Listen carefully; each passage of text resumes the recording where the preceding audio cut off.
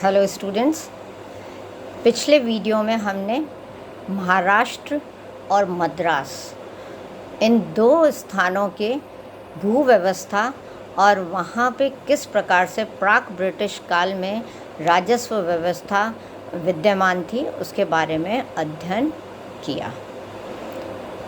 मैं पिछले वीडियो में आपको गुजरात के गायकवाड़ प्रदेश के बारे में बताने जा रही थी, उसको अब हम इसमें कंटिन्यू करेंगे। गुजरात के गायकवाड़ प्रदेश में प्राक ब्रिटिश काल में दो प्रकार की भू व्यवस्थाएं, भू श्रेणियां विद्यमान थीं और हम इस गुजरात के बारे में इसलिए पढ़ रहे हैं क्योंकि रैयतवाड़ी व्यवस्था गुजरात में भी लागू की गई थी। वहाँ पर ये दो श्रेणियां मेवासी और रास्ती, ये दो कहलाती थी। मेवासी अर्थात वे उपद्रवी गांव थे जो सीधी तरह से भू राजस्व या लगान राज्य को नहीं दिया करते थे, उसके लिए बल प्रयोग करना पड़ता था।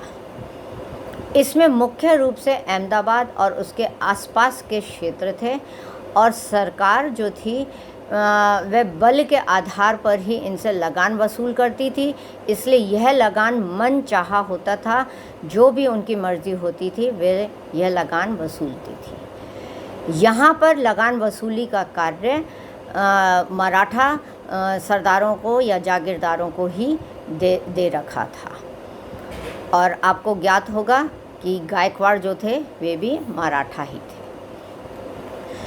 अहमदाबाद के ये जो आसपास के प्रदेश थे इनमें मुख्य रूप से कोली, राजपूत और मुसलमान जनसंख्या अधिक रहती थी और वे राज्य को लगान देने में हमेशा ही आनाकानी करते थे, जिसका परिणाम ये था कि उनसे ज़बरदस्ती लगान वसूल किया जाता था। रास्ती वे आज्ञाकारी गांव हुआ करते थे जो सरकार को स्वयं ही लगान जमा करा दिया करते थे और सरकार स्वयं ही इनसे लगान वसूली का कार्य करती थी। रास्ती के में भी दो वर्ग थे। पहला वो जिसमें कुछ गांव में संयुक्त रूप से भागीदारों के एक समूह से लगान वसूल कर लिया जाता था और ये नखादार, भागीदार या पालीदार कहलाते थे। तो मतलब कुछ गांवों को मिला दिया जाता था और उनसे फिर एक समूह से ही लगान वसूलते थे और वह जो भी लगान की रकम होती थी वे सारे गांव जो थे जो उस समूह में आते थे वे आपस में इसको बांट लिया करते थे। वहाँ पर जो लगान वसूली का कार्य करते थे वे नखादार, भागीदार या पालीदार होते थे। दूसरे वे गांव हुआ करते थे जहाँ किसानों से ही सीधा लगान वसूल किया जाता था, ये सेंज कहलाते थे। रास्ती में सेंज करके जो विभाग एक टर्म है जो इनके लिए प्रयोग की जाती है, जो कि स्वयं ही राज्य के द्वारा राजस्व वसूल किया जाता था इन गांवों से। तो गुजरात की व्यवस्था को देखते हुए कंपनी ने यहाँ रैयतवाड़ी व्यवस्था शुरू में लागू नहीं की, क्योंकि जमींदारों के अधिकारों को ही उन्होंने सीमित कर दिया गया था। बम्बई के भूप्रबंध के सरकारी पत्रों में हम देखते हैं कि रैयतों को भूस्वामी नहीं कहा गया है, वरन उन्हें अधिग्रहिता का नाम दिया गया है जिसका भूमि पर कब्जा था। यह अधिकार वंश परंपरागत माना गया, जिसका यह दायित्व था, यानी जिस वंश का था उसका यह दायित्व था कि वह सरकारी लगान को जमा करवाए।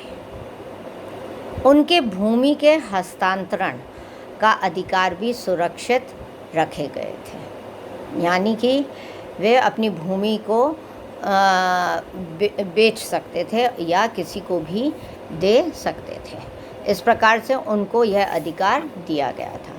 परंतु मराठा काल में हम देखते हैं जो प्रचलित निश्चित भूमि कर जो मिरासियों को प्राप्त था कि मिरासी लोग भूमि कर वसूलने का कार्य किया करते थे, वे अब उनसे छीन लिया गया था। अब मिरासीदारों के पास में यह अधिकार नहीं रखा गया था और ब्रिटिश सरकार ने अपने आप ही यह भूमि के अधिकार वंशानुगत जो थे उनको ही दे दिए गए थे। बम्बई की रैयतवाड़ी व्यवस्था में कहीं कहीं भूस्वामित्व का प्रभाव भी हमें दिखाई पड़ता है। वहाँ पर हम देखते हैं कि प्रमुख रैयत और अधीनस्थ रैयत, ये दो टर्म हमारे को इन डॉक्यूमेंट्स में दिखाई पड़ती है। वहीं हम देखते हैं कि मद्रास में रैयतों की स्थिति जो थी वह भी अधिग्रहिता के ही जैसी थी, बिल्कुल उसी के समान थी। वहाँ पे भी भू स्वामित्व का अधिकार नहीं था और यह देखा गया है कि मद्रास में जो भी रैयत थे वे भूस्वामी का अधिकार पाने भी नहीं चाहते थे, क्योंकि जब तक भूमि उनके पास है वे उस पर कृषि करके और लगान जो था या कर जो था वह जमा कराते रहते थे और वे भूस्वामियों का अधिकार प्राप्त नहीं करना चाहते थे। उनका अधिकार, उनकी जो रुचि थी वह सिर्फ ये थी कि वे खेती करें और जब तक वे खेती करें उनके पास में भूमि पर सरकारी लगान जो है वे देते रहें और भूमि उनके पास में रहे, क्योंकि अभी तक जो इतने लंबे समय से वो जो मनमर्जी की लगान वसूली की जा रही थी वे उसको देते देते दुखी हो गए थे। अतः राजस्व निर्धारण के लिए अंग्रेज़ों ने मुंबई प्रेसिडेंसी में जिलों को लगान की मांग को, ज़िले में जो लगान वसूल किया जा रहा था उसकी मांग को ज़िले में जो विद्यमान हज़ारों खेत थे और जो भूमि थी उसको बांटने का एक मापदंड तैयार करना शुरू किया था, परंतु लगान की वे कोई भी सीमा तैयार नहीं कर पाए थे, क्योंकि मुख्य रूप से उस समय एग्रीकल्चर ही एक खेती का मुख्य आधार हुआ करता था। तो ऐसी स्थिति में हज़ारों जो खेत थे उनका किस तरह से बंटवारा किया जाए उसी का एक मापदंड तैयार करने में ब्रिटिश सरकार ने काफ़ी समय लिया, ताकि वे जिलों की लगान का एक निश्चित सीमा निर्धारित कर सके।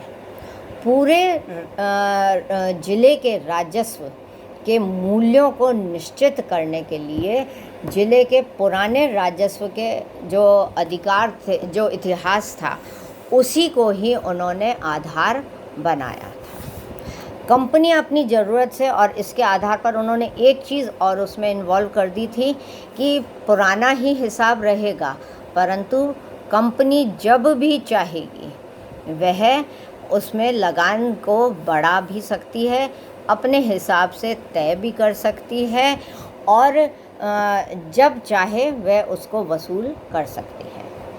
परंतु उन्होंने एक चीज़ का ध्यान रखा था कि लगान वसूली जो थी वह मिट्टी की उर्वरकता के आधार पर ही भूमि का वर्ग विभाजन करके मूल्य को निर्धारित किया था। यानी भूमि कितनी उपजाऊ है, कितनी उसकी उर्वरकता है, कितनी फसल वह दे सकेगी, उसके आधार पर भूमि का वर्ग विभाजन कर दिया था। यानी कि जैसे कि हम मुग़ल काल में देखते हैं कि भूमि का विभाजन किया गया था अलग अलग भूमि के आधार पे, जैसे छच्चर, बंजर, ऊसर।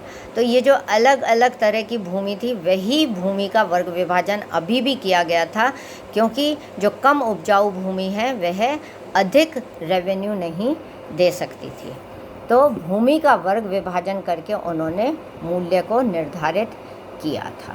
तो इस प्रकार से हम देखते हैं कि जहाँ बंगाल में स्थायी बंदोबस्त है वहीं मद्रास, महाराष्ट्र, गुजरात में रैयतों के साथ में एक समझौता करने के लिए अंग्रेज़ों को यहाँ की भू व्यवस्थाओं का पहले अध्ययन करना पड़ा था और उसके आधार पर उन्होंने फिर यहाँ पर भू व्यवस्था लागू करी थी।